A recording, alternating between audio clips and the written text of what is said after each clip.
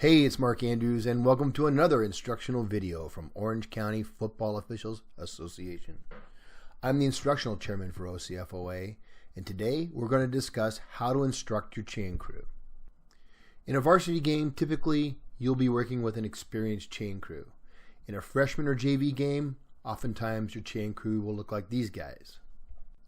Whether you're working with a seasoned crew or a crew made up of injured or academically ineligible members of the home team, it's important to remember that the chain crew is part of the officiating crew.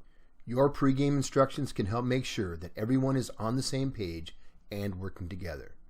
In this video, we're going to discuss the instructions the head linesman should give to the chain crew to avoid most of the mistakes made by a chain crew.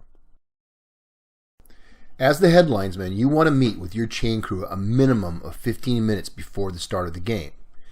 If the chain crew is not gathered near the chains, it's not a bad idea to walk over and stand next to the chains. One or more of the chain crew may see you and make their way over to meet you. Whether you're working a varsity or non-varsity game, as I said before, the chains need to be inspected and the chain crew instructed a minimum of 15 minutes before the game starts. Begin by introducing yourself to each member of the crew and then asking which one of them will be running the down box. Record the name of the person who's running the down box on your game card. You will be working with that person the most. One of the things I like to do is to ask my down box official to give me down and distance on each play. Next, find out who will be working the chains and record their names on your game card as well. Finally, if there's a fourth member of the chain crew, that person will be handling the clips. Find out the clip person's name and record that as well. You should always utilize 2 clips. If there are only 3 members of the chain crew, the down box official will also have to handle the clip duties. More on that later. Emphasize to the chain crew that they are officials. As officials, they cannot cheer, coach, or make disparaging remarks about the other team. Tell them that if they have any problems with coaches or players obstructing them or the chains, they are to report the problem to you and you will take care of it. They should not engage with the players or coaches on their own. Lastly, tell them to put their cell phones away and stay focused on the game. The next thing you want to do is to make sure that the chains are indeed 10 yards long. To do this, walk the chains onto the football field and place one of the stakes on the right side of one of the major lines. Once that stake is in place, stretch the chains and confirm that the other stake is now on the right side of the major line that is 10 yards away from the first stake. If the second stake is not in the proper position, either the chain is not 10 yards in length or the field is not marked properly.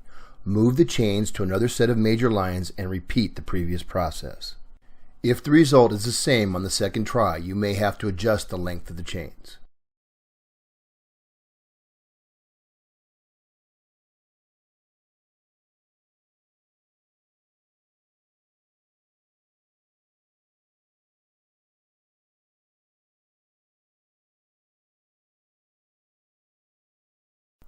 Once you've confirmed that chains are the proper length, you should confirm that there is a piece of tape on the chain at a location that corresponds to the right side of the major line that sits 5 yards away from the stakes. You will use this tape as an indication to the box person that the line to gain is either less than 5 yards or more than 5 yards away. If the tape is not there or in the wrong position, place a new piece of tape on the chains at the correct spot. An easy way to keep a piece of tape handy for this necessity is to place a 3 or 4 inch piece of white adhesive tape under the brim of your hat. Another handy trick for you head linesmen is to carry a couple of zip ties inside the headband of your cap. These zip ties can be used to repair broken chains or shorten chains that are too long. Now that we've confirmed the chains are the proper length, let's talk about chain crew instruction. Now I'm going to show you a formal document that we have that describes the chain crew instructions in detail. I am not going to read all these to you. Feel free to pause this and read them. I'm going to put a link underneath this video to this document. It's a one-page document. You print it out, take it to your games, and use it that way. I am going to touch on some of the highlights here in the next bit of video. But this document is available on our website. Anybody who wants to use it, feel free. Every head linesman has their own approach to chain crew instruction. Let's take a listen to this head linesman as he instructs his chain crew. Yeah, absolutely. Yeah, so what we're going to do today is every play I want down and distance. Okay.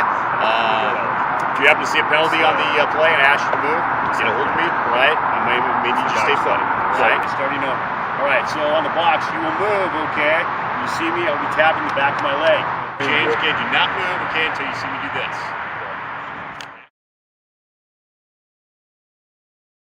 Now let's watch a head linesman and his chain crew working together on a single play. I want you to notice a couple of things here. Notice where the chain crew is situated.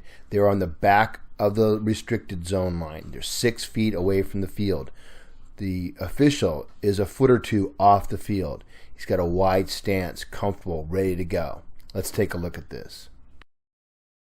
As the offense gains forward progress, the head linesman sidesteps down the field, squares off, and then comes in and signals the next down. That is a signal for the box to move and to roll to the next down.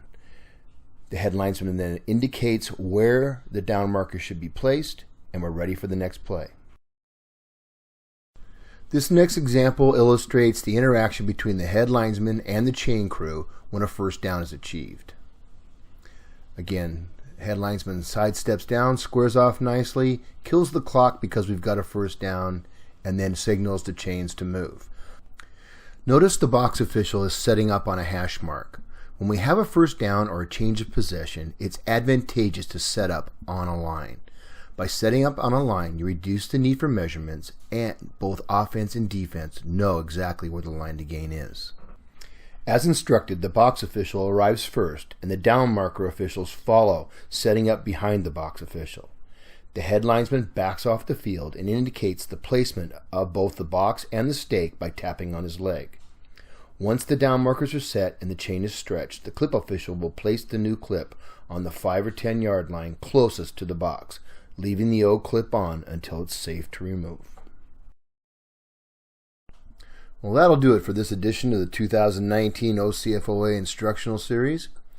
For you new officials, I'd recommend watching this video before you go out on the field. Take a printed copy of the chain crew instructions with you and refer to it as you instruct your chain crew. Then once you've done this a couple of times, come back and watch this video again, and I think it'll really help you get started off on the right foot. As I said, there is a link to the chain crew instruction document in the notes below. If you'd like to get informed as I release more of these types of videos, please subscribe to my YouTube channel. All you have to do is click on my picture in the upper right. It'll take you to my YouTube channel. Click on the subscribe button and you'll be informed whenever we produce a new video. If you'd like to look at any of the other instructional videos for 2019, click on the link in the upper left. This is Mark Andrews signing off.